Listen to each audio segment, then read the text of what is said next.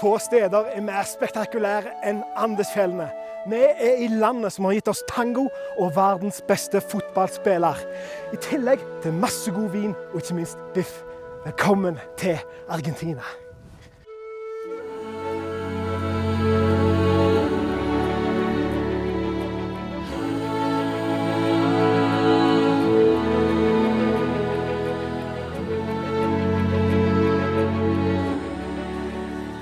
Utsikt, hæ? Ja, det er helt fantastisk. Se på dette.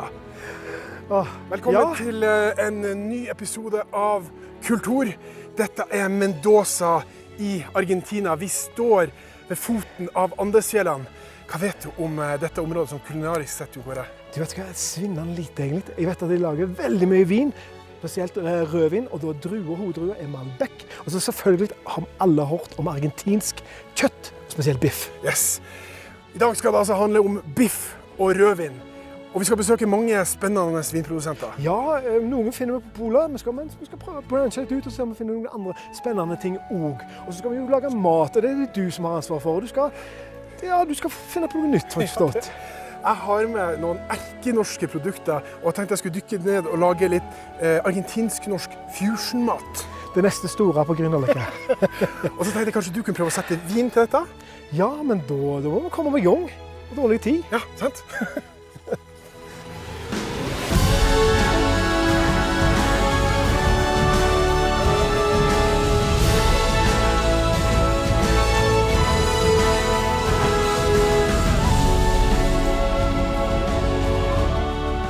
I want to test the limit of vine cultivation. The flavor is so good that we don't eat it.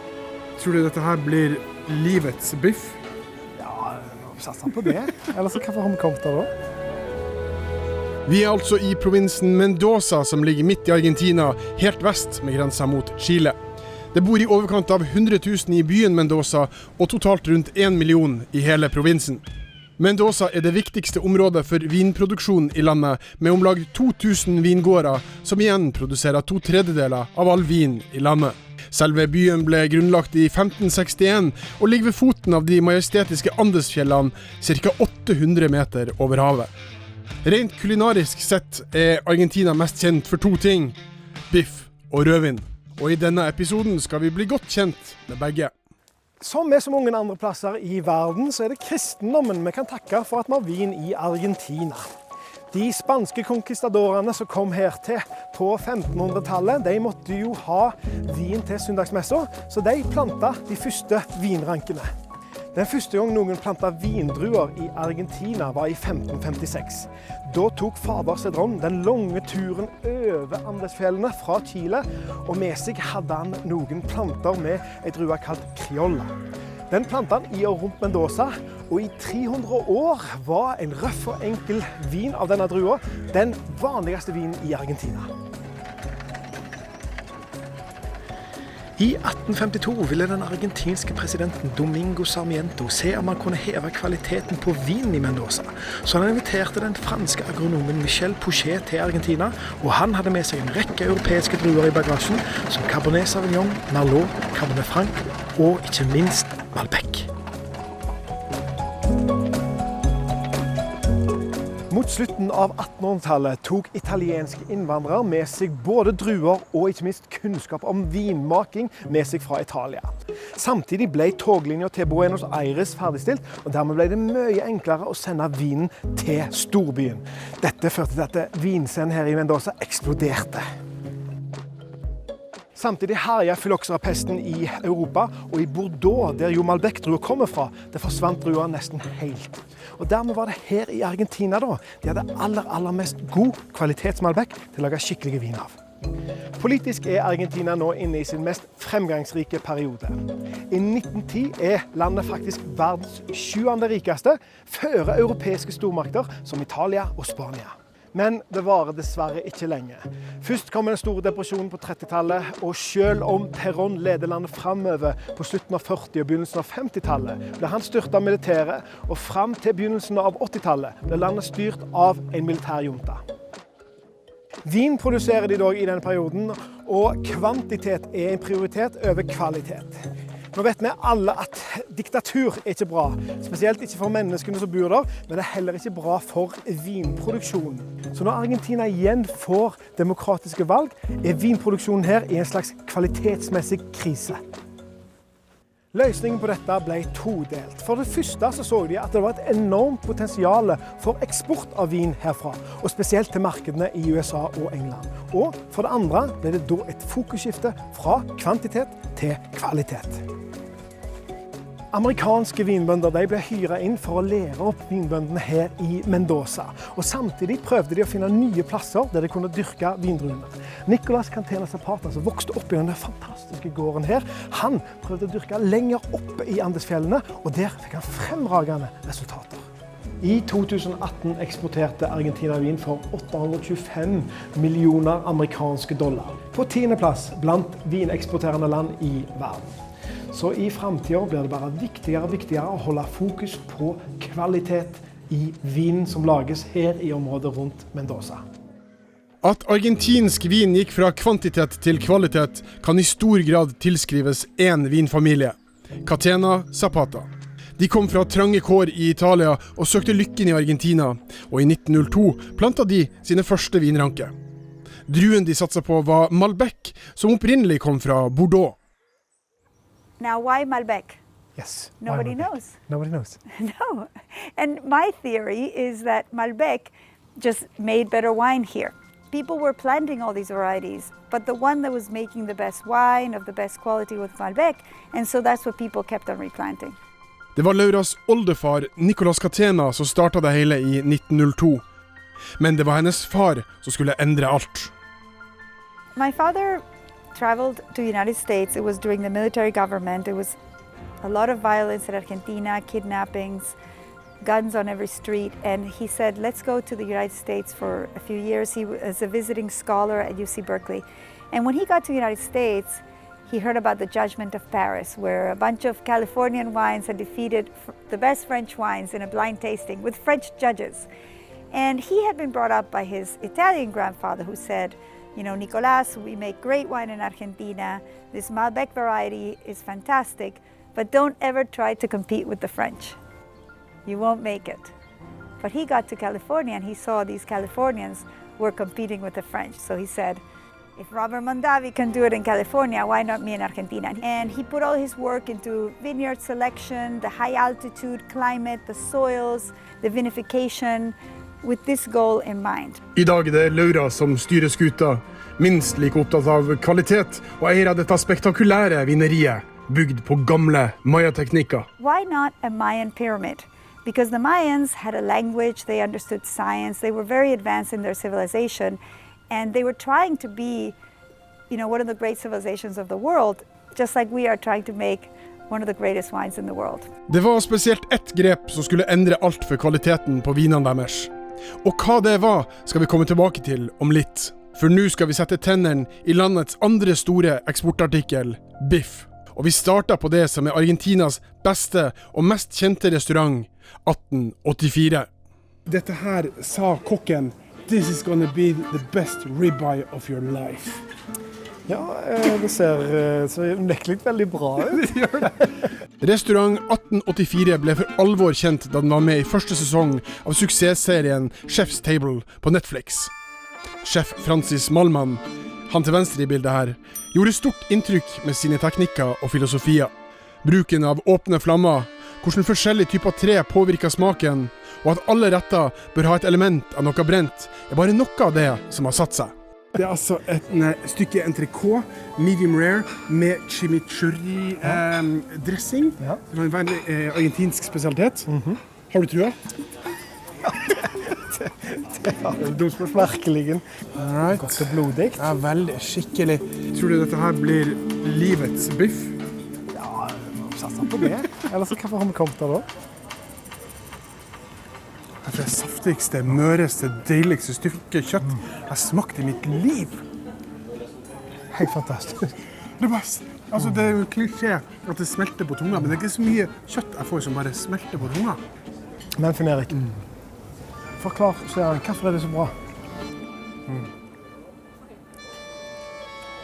Dette handler jo noe om godt dyrehold. er nok en av tingene. Vi vet at det dyrene spiser setter seg i kjøttet. Dette her det er så mørt, det er så saftig. Du må i mine øyne ha litt fett for at dette her skal bli juicy. Hvordan var det med vin? Og det er nydelig. Fantastisk god blanding. Det er nydelige, delikate tanniner som bare rensker opp. Så en litt sånn vaniljesmak som kommer ut, så bare veldig sånn behagelig ettersmak. Kjempegod blanding. Dette er eneste gangen i livet jeg tenkte jeg skal mate deg. Og det er jo skjedd. Det som seerne nå vil vite, det er jo hva har du lært? Hva tar du med deg når du skal lage din fusion, argentinsk-norsk fusion? Først må jeg ha tak i godt kjøtt. Så jeg tenkte jeg skal snakke med gode slaktere. Og så må jeg passe på å ikke steke det for mye. Høy varme tror jeg er nøkkelen her. Men med høy varme og godt kjøtt, så tror jeg vi kommer langt. Og så ser vi jo hva er det som gjelder. Det er ikke gasskrydden, altså jeg beklager. For dette setter smak. På en nydelig ranch utenfor Mendoza skal jeg nå lage noen enkle, men smakfulle retter. Og Jon Kåre skal forsøke å sette lokale viner til maten. Men først, vi trenger kjøtt. Og jeg satt Jon Kåre på saken. Når jeg gjemmer i skuddene, så går jeg alltid til slakteren Snørtland for å kjøpe biffen min der. Han kutter en perfekt liten biff når jeg vil ha det. Her skal vi faktisk få være med og kutte opp biffen selv. Dette blir fantastisk. So, can you show me how to... Yes? Wow. Det er store stykker, altså. Ha? Prøv å være helt inne så du får med alt kjøttet. Jeg tror ikke jeg gjør en så god jobb, men... jeg tror jeg har lyst. Nei, dette var utrolig fascinerende, Finn-Erik. Dette var lærerikt.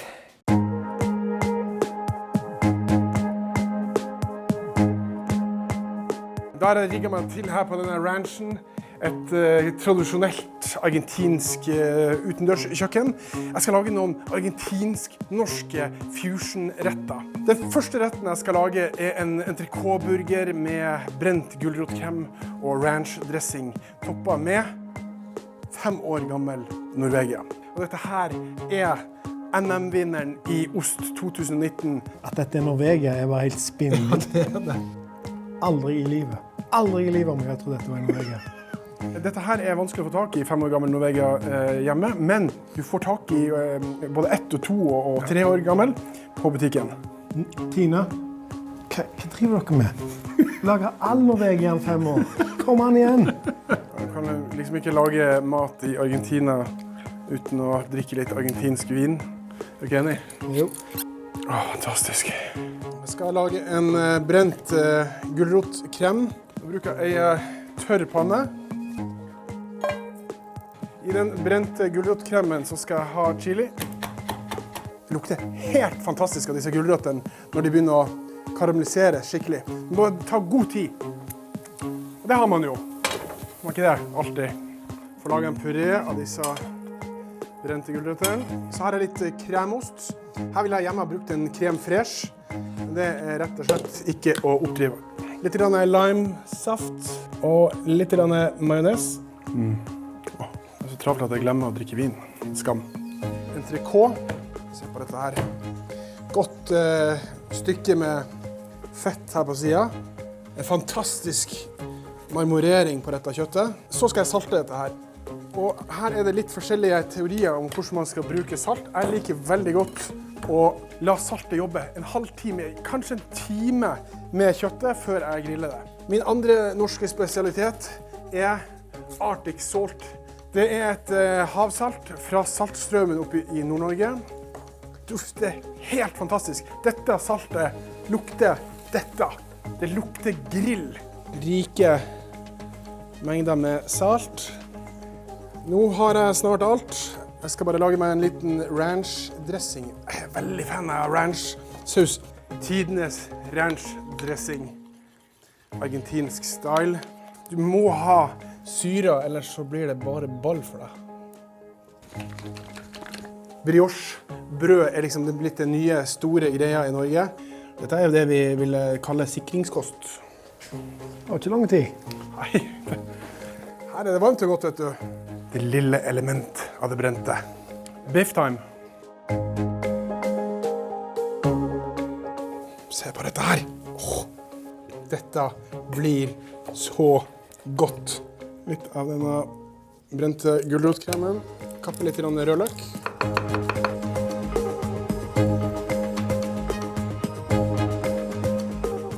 Entrecôte-burger med brent gulrotkrem, ranch-dressing og 5 år gammel Norvegia. Snakkes. Jøsse navn da, Finn-Erik. Ja. Det er den mest fancy burgeren jeg noensinne har sett. Hæ? Og det er godt. Hva vin har vært dette her da? Jo, du tenker liksom at det er en klassisk rett nesten. Bare gjort på en litt finere, moderne, kulere måte. Så jeg har lyst til å gjøre noe som gikk litt mot god gammeldags Bordeaux-vin. Jøss. Så dette her da er fra Mendoza, Archeval Ferrer. Det var en match mer in heaven. Ja, var det ikke det? Fløyelsmykt. Ja. Wow! Det var godt. På våre reiser rundt i verden ser vi gang på gang at de lokale vinene ofte passer utmerket til det lokale kjøkkenet. Vin Jon Kåre valgte til Entrecôte-burgeren en såkalt Bordeaux-blend, som består av Cabernet Sauvignon og Merlot. Men vi skal nå rette fokuset mot drua Argentina er så kjent for, nemlig Malbec. Den finnes også i Bordeaux, men der har den aldri slått an. Så hvorfor her? One reason is that we have the Masal selections that were brought to Argentina in 1850s that are pre-phylloxera. Phylloxera var en vinpest som herja på midten av 1800-tallet og utsletta mesteparten av vinavlingen verden over. En mild form kom også til Argentina, men den var for svak til å gjøre noen reell skade. Malbecen som vokser her er derfor den originale, med en annen genetikk enn den man måtte starte på nytt med i Europa. The second thing is we have this high altitude climate, which is very privileged because we get intense sunlight but cool climate. So the cool climate brings you a nice acidity, it's not too sugary, so not too alcoholic, floral aromatics, and a very distinctive flavor profile. And the high sunlight allows for slow ripening in the cool climate and thicker skins. Grapes in really high altitude have thicker skins. And one more thing is the soils.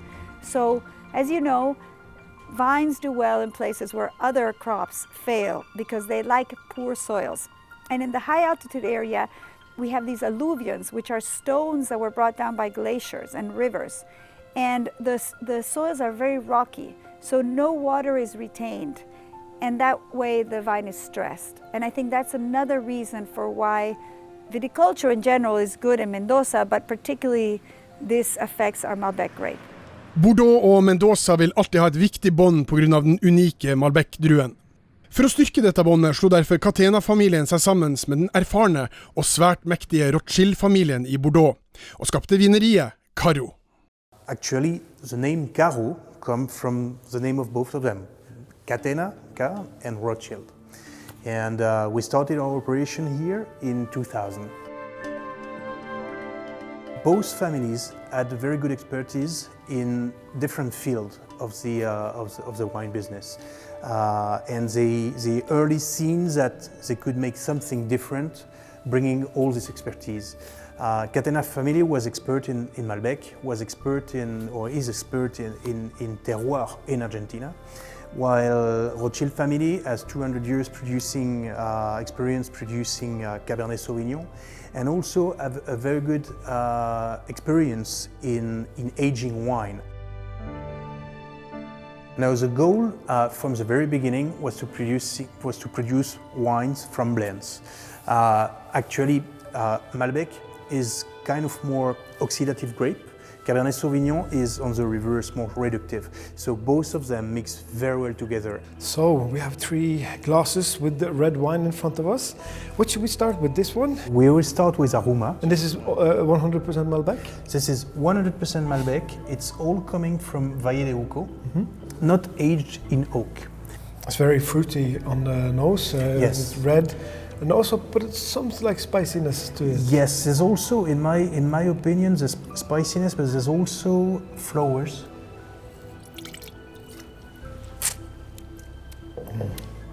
Oh, that's really good. It's very round, very mild, and the tannins are there, but they're not as strong as you could imagine. No. Or think.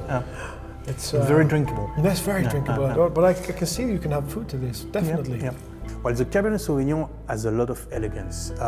It's grape which is a little more aristocratic, I would say, a little more austere sometimes, but it brings a lot of longevity on the wine and also a skeleton. Malbec is usually more rounder, with tannins that are rounder, more fruity, and also helps to make the Cabernet a little more friendly. This is Caro. 2017. It's a very limited production. With selection within our vineyards, we have different kind of soil and subsoil. Innenfor ei og samme vinmark kan det være store forskjeller. Blant de beste vinmakerne i verden det derfor ikke uvanlig at utvalgte vinranker blir egne viner, som denne vi nå skal smake på. And then wine goes to aging in barrels. Those barrels for usually 18 months. It can be a little more, a little less, depending on the vintage. And after that, the wine will also age 1 year in barrel before being sold.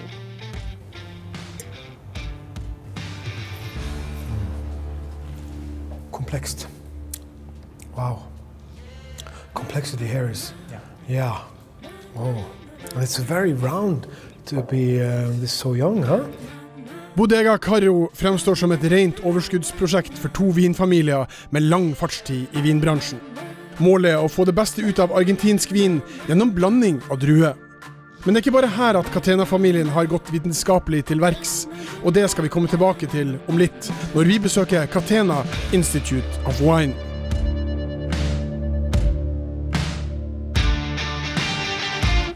Herlighet for et bord, finner jeg, hæ? Ser fantastisk ut. Cirka halvveis på turen, Jon Kåre. Hva kan du si om vinene? Inntrykket ditt av argentinske viner så langt? Det mangfoldigt. Du overrasket? Litt grann.